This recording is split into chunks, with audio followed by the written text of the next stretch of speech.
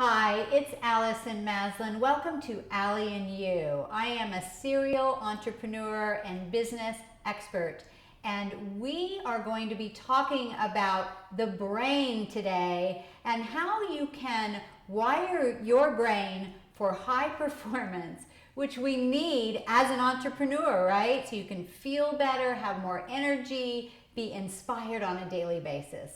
And we have the brain expert today, Dr. Heidi Hanna, who is the co-founder and executive director of the Institute for Integrative Neuroscience. And she's developed processes to train the brain to utilize energy in a way that optimizes performance while promoting health, happiness, longevity, sleep, focus, all that good stuff. So, welcome, Heidi. Thank you. It's great to be here.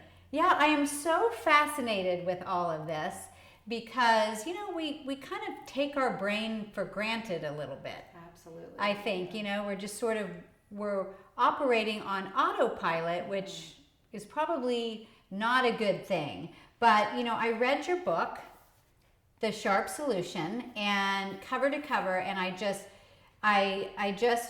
could not put the book down. Great. It was so wonderful. So I think everyone's going to be excited to hear about this. Before we dive in to all the tips for high performance, how did you get into the interest of working on the brain?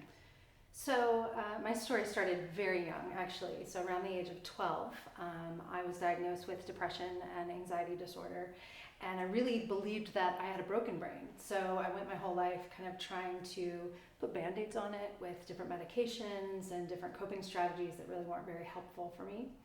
And when I got out of college, I thought, well, I want to help other people who might be struggling with this. And I got a master's degree in mental health counseling. I received a PhD in holistic nutrition because I realized how important nutrition was to the brain.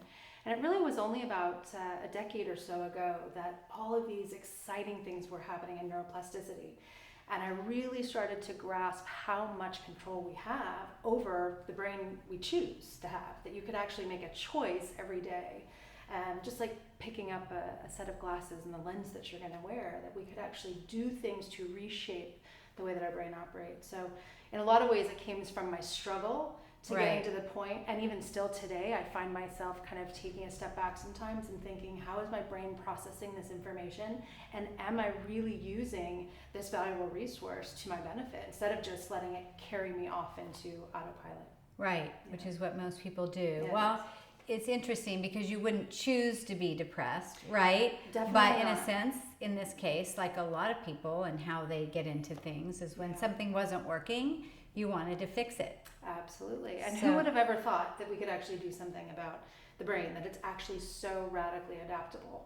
Right. Well, we're learning so much about it, and you have this recipe, which we're going to learn, and the things that you're saying, that when you really optimize the brain, balance the brain, you can balance your hormones, it can help you sleep better, you can have more energy, you are happier. Yeah. So tell me more about that. Yeah, in some ways it sounds like this magical formula, and I don't want to make it sound like it's quite that easy, but what is important is it's really powerful. So I think the most important thing for people to understand is that the brain's primary role is to keep us safe. And we all understand that in concept, but I don't think people realize how dramatic that can actually show up in our lives. So in a lot of ways, our brain can be like our frenemy, where it's trying to protect us, but it's kind of hurting us at the same time. So a lot of times the choices that we make, the brain's actually fueling us to do things that aren't actually helpful for us. So if you think about just things in our environment that are potentially threatening to us, it might not be our physical survival, but it could be our status or the way people perceive us, or people who are workaholics and are constantly striving for more and more and more. The brain actually really craves new novel information all the time, so it can be really hard to turn that off. So, and that's kind of what, there's a dopamine effect, kind of an addictive effect. Absolutely. And I remember realizing how addictive stress is, for example. So everybody knows that they should be taking better care of themselves and sleeping longer and eating healthier. But what happens is we get so fueled by stress as a stimulant that it actually does trigger the same dopamine reward system as drugs, as alcohol, as other things that are toxic to us. Right. And again, just to point out that that doesn't make us bad. It's actually this protection mechanism in the way that the brain is wired.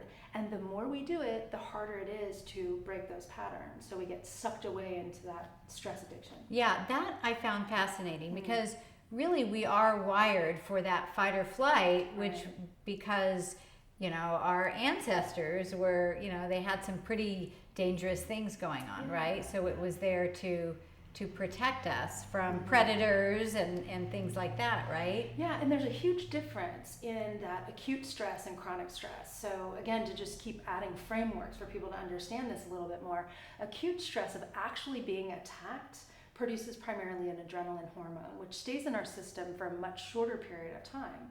But chronic stress, which is the everyday nagging, I don't have enough time to get it done, I don't have enough resources, is the type that produces cortisol. And cortisol is the one most people have heard of, which is really toxic and creates more inflammation in the system and essentially breaks us down can even kill brain cells. So it's working on both places. One is it makes us store more weight, store more fats, particularly around the abdominal area because it thinks it's protecting us. But the other thing is it starts to wear away from those neural connections that are so important. Yeah, so, you're not protecting me here. Exactly. But I found it interesting what you said was that just anything that creates overwhelm because it's change. Right. So even the decision that I'm going to eat healthier and which should make us feel better is change. And so that creates stress, and then we tend to go back to the old habits. Or I'm going to do something new in my business that's going to be good for me.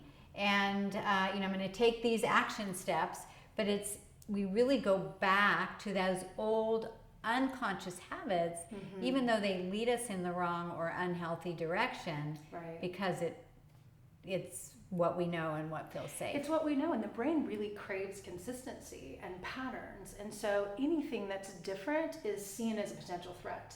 We also want to keep in mind that our most valuable resource is our energy, and energy comes from glucose and oxygen, and most people realize that.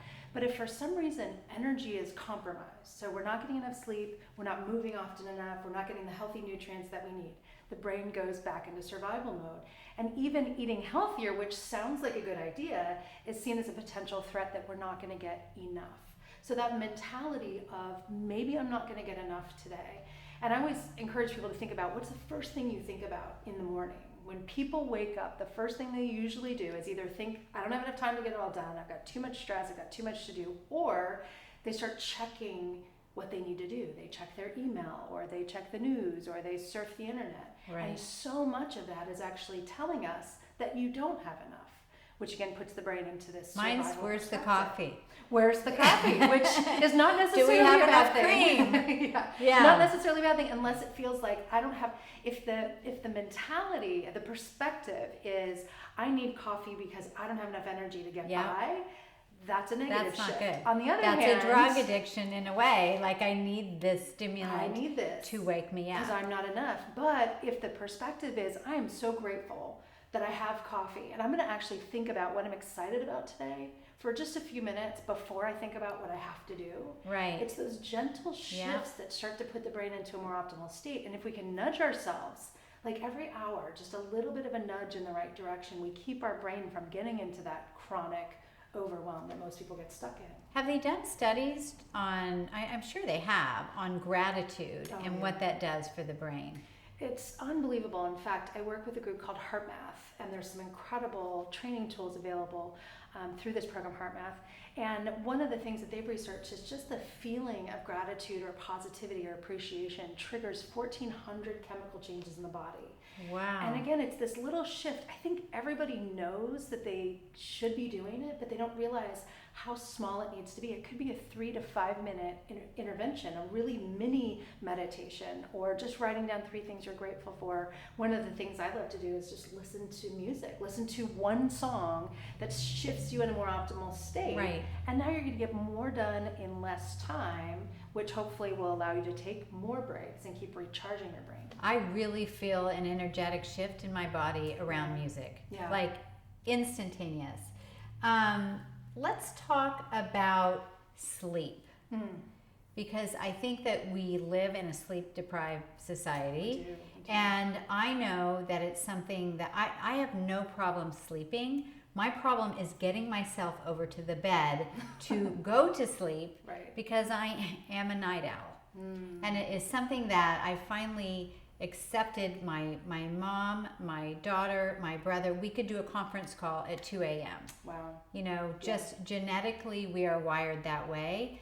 But, you know, I run a business, so I can't, you know, sleep till 10. So I know for myself, if I'm in bed by midnight and I sleep till 8, I'm good. So that's what I really try to do. Yeah, if I cut and I'm, you know, 6 hours or 5 hours, it's really tough for me. Yeah, there's a couple of key triggers that tell the brain that there's not enough energy, and sleep is one of those. So anytime we get less than 6 hours, 6 is kind of the cutoff. Some people can do well on 7 or 8 hours, and some people actually need 9 or 10 hours. But anything less than 6, you're telling the brain there's not enough time, and again, it triggers that chronic stress response. Sleep is actually where cortisol levels are supposed to be coming down, and you're supposed to be recovering and repairing all of that neural tissue.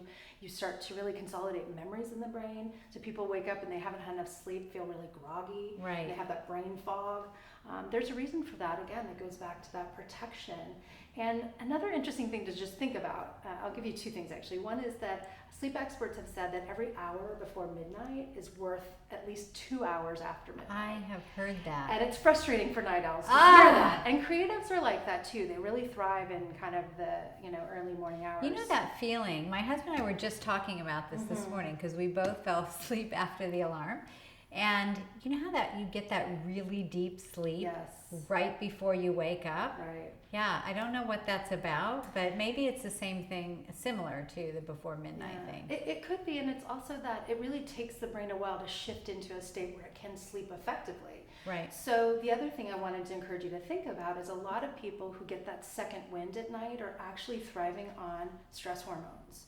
So if you think about that, if you are experiencing chronic stress during the day and you're kind of rushing to get everything done, it's not natural energy that's keeping you up. It's caffeine and stress hormones, right? It's not good. So if you're not oscillating, everything about the human system is designed to have a pulse or a beat of an up and down. And if you're flatlining and you're just trying to go and go and go, then when you should be falling asleep, you're still amped up. And a lot of people experience that as being tired and wired at the same time.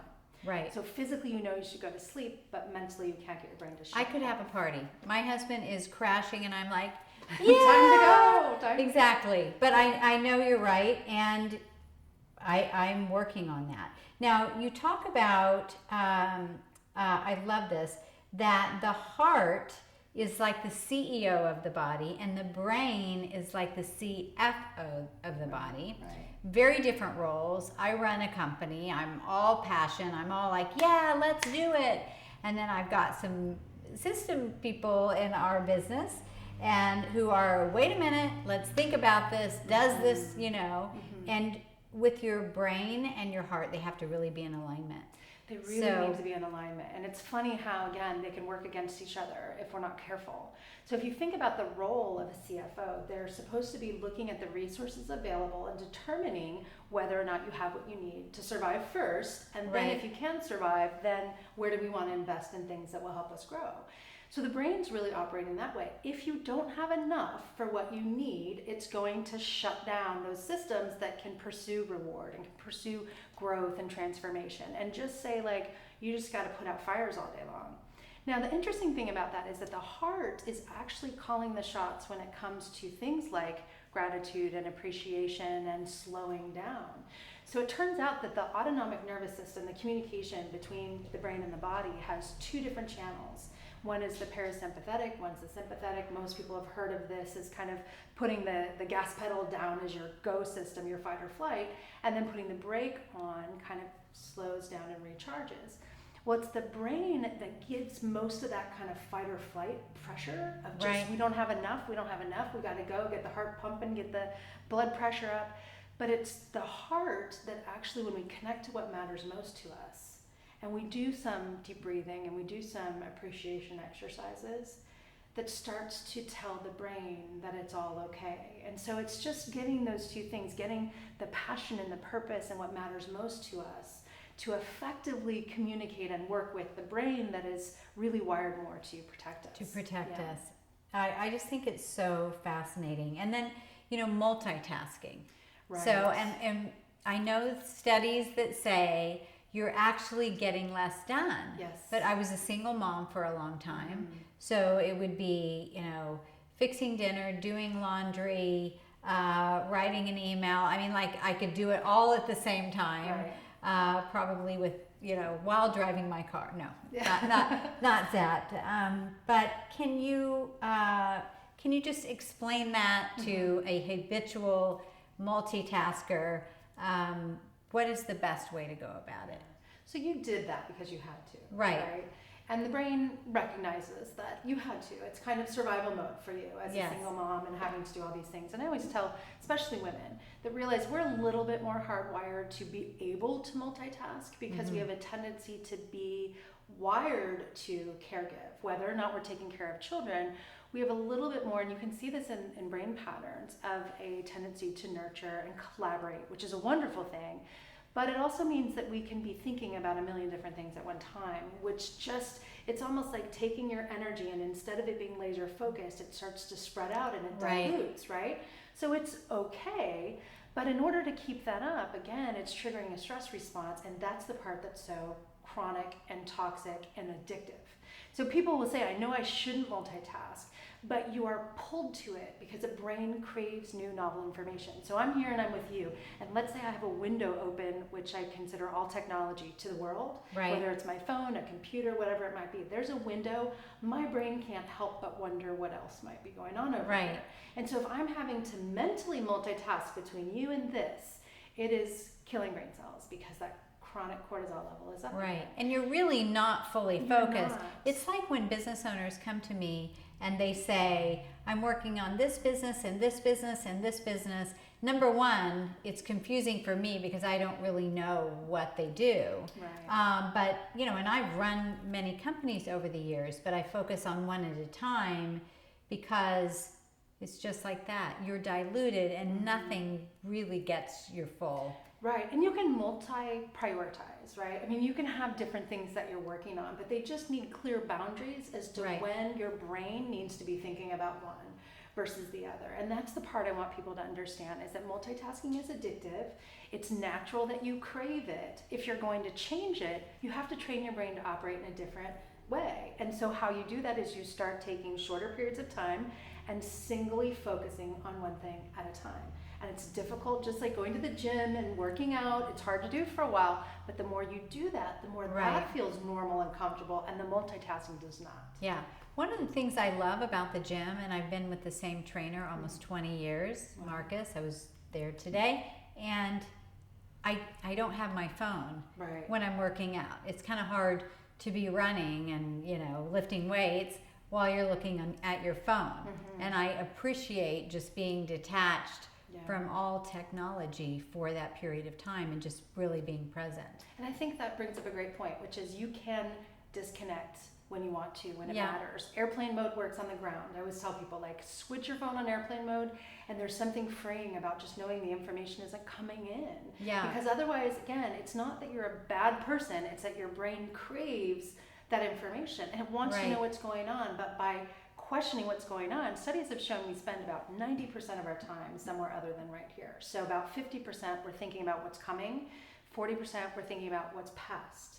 So only about 10% of the time are we fully engaged. That's amazing. And for people who are successful in their multitasking, I just challenge them to try it. It doesn't mean you have to do it forever. Well, I think it is something, and I tell our business owner clients all the time, and I know for me, as I've gotten older, to appreciating the moments. And so sometimes I'll just stop and okay, I just want to hang on to this moment. And that's a shift. That's a brain shift. Just by doing that. It's not, because I see people sometimes go, oh yeah, they're doing that San Diego thing again about kumbaya and all this yoga stuff. It's but it's not, yes, it's that and it's wonderful, but you're also nudging your brain in a more optimal state. Why wouldn't we take a minute to just stop and reflect and appreciate what's happening right now? Because not only do we get to experience that, but the brain now is saying, oh, we're good. We're not stressed. So we have what we need right now. And so now we can go towards reward. Again, I want to say your brain has to feel safe before it can pursue reward. Right. And so it's so important we keep nudging ourselves back To in that feel direction. that safety. And we're so goal-oriented as Yeah. entrepreneurs, and I don't think that's necessarily a bad thing. But the truth is, really, this is our life. Right. It's the journey. And I've talked to so many entrepreneurs after they've sold their business and they've been working so many years to get to that place where they sell their business for a lot of money, and they really miss the journey. Yeah. And one thing that you said in your book, which was a very interesting factoid, the highest spikes in death rate occur within the first 6 months of retirement. So funny, because I was just going to say that, so I'm glad you prompted me to say that. It's radical if you think about how hard we're working to get to the point where we can relax. And then we get to that point, and now what happens is the brain doesn't like all or nothing. We do, like we get addicted to it, but the brain's looking for these patterns. So we push and we push and we push and we get addicted to the stress of all of it, and then all of a sudden it's gone. And what happens now is we lose a sense of purpose. Like, we need stress. And let me reiterate this. Stress is not bad. Stress is just stimulus for change. It's how we respond that makes it good or bad. So if we believe we have the resources we need to handle the stress, we grow from that. Going to the gym, getting a flu shot, practicing patience. We have to be challenged. It's when we don't feel like we have enough, we didn't get enough sleep, we're sitting too long, we're not eating well, that the brain freaks out and says, okay, now we need to protect ourselves with this chronic inflammation. Right. So I say that because we don't want to lose stress. In fact, that would actually kill us. If we had no stress, we'd have no reason to generate energy or participate in life. Right. So that's what happens. It does motivate us. It motivates us to stay in the game. And so it's not that retirement is bad, it's just we have to redefine it for ourselves and stay engaged. So one of the things that happens is a lot of people isolate. After they go through retirement, they lose their sense of community. And feeling isolated has been shown to be as damaging to the brain and body as smoking cigarettes. Which is amazing. Wow. Because our brain needs to feel connected and like it's contributing somehow. Yeah, I know. I lost my dad a couple of years ago, and you know, he ran 50 clothing stores. He was such a people person all the time. And towards the end of his life, I think that was probably the toughest thing for him, is to not have that feeling of sense of community. So I think those are things we need to think about earlier on of how can we put ourselves in a situation. And we need to appreciate these people later on in life that have this wisdom to share with the world. Unfortunately, the way we treat people a lot of times is they're done with the making of the money, and so somehow they're done contributing, and there's so many ways. You're volunteering, mentoring, and there's a million things. Much wisdom. So I think we need to kind of invite those people back into our organizations as well. Oh, I agree. In fact, I saw a video on Facebook recently where they had a retirement home, and it was also a nursery school. Oh, I think I saw like that too. Integrated. Fantastic. And I thought, how bright is that for both, really? Now, your book, The Sharp Solution, you talk about 5 phases for health of the brain. Yes, I do. And let me think, what were those 5 phases? What are those? Or what are some of the techniques to rewire that operating system? Yeah, and I do actually remember. I'm taking care like of that my brain. in my book. People ask me, I'm like, did I write that? I can't remember, but that sounded really good. Who said that? You did. Oh, okay. No, I've gotten on a bit of a kick. Talk about an addiction. So I've done 2 other books since this, but this still is really the foundation for understanding the brain. And the steps I talk about really start from kind of the bottom up, like you're building the foundation. And by far the most important thing is balancing brain chemistry. So if you think about taking care of your brain, that really means getting it to a safe place and using those little nudges to just convince your brain that you're safe. So making sure you're getting enough sleep, making sure you're taking breaks, and ideally taking breaks every hour would be great. So like a 50-minute power sprint where you're getting a lot of things done, and then you take about 5 to 10 minutes to just recharge yourself. That's really important. And then I talk about building brain health through the strategies like what you eat and how you eat, how important it is to eat about every 3 to 4 hours to get nutrients that are going to help to build those neural connections. Are there certain foods that are really good for the brain? There are, and studies are pretty clear that a Mediterranean type diet is most effective for brain health and longevity. It's been shown to reduce the risk of Alzheimer's disease. Now, I always remind people that a Mediterranean diet is one inspired by the Mediterranean, not necessarily the things that we tend to think of, like pizza and wine and cheese and pasta, but really a lot of nuts and seeds and fresh fruits and vegetables. And I always encourage people to think about it twofold. Number one is decrease what's not good, get rid of the processed foods and the extra stimulants and things, and then just enhance those things like the healthy fats that are going to really nourish the brain. Right. And then you can really boost your brain power. So it goes from balancing brain chemistry and kind of setting that even playing field where the brain says, I'm safe and now I can do what I need to do. Building brain health with the right types of nutrients and even aerobic exercise. And then boosting brain power, you can strategically train the brain to work more effectively for you. And I try to make it really simple by encouraging people to think about it just like physical fitness. So strength training, flexibility training, and endurance training. If you want to be more focused in the moment, practice that.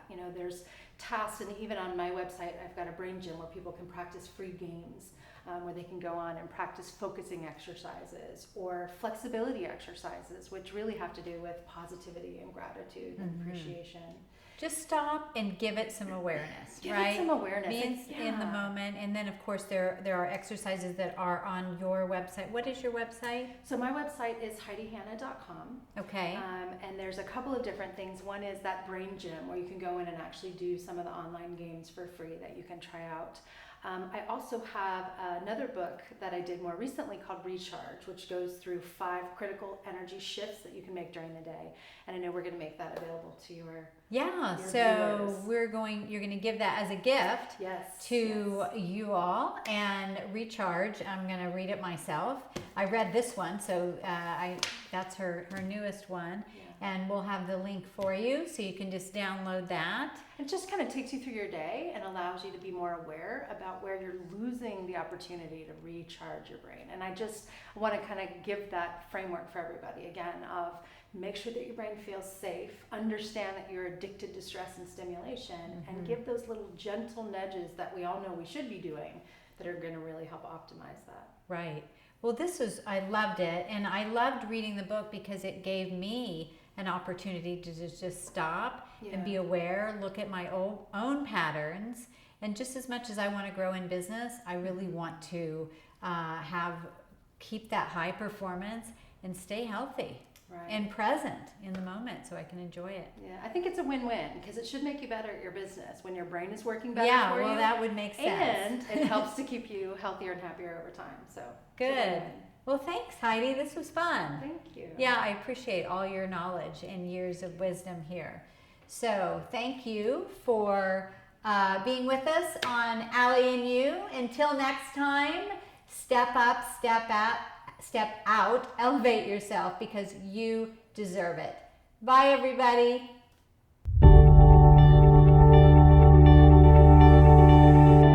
Hi, it's Allison Maslan, and if you are at the stage of your business where you're high 6 figures or into the 7 figures, you're really scared, and this is time for you to have a higher level conversation, higher level training. Well, I am so excited to announce the CEO Success Network Retreat.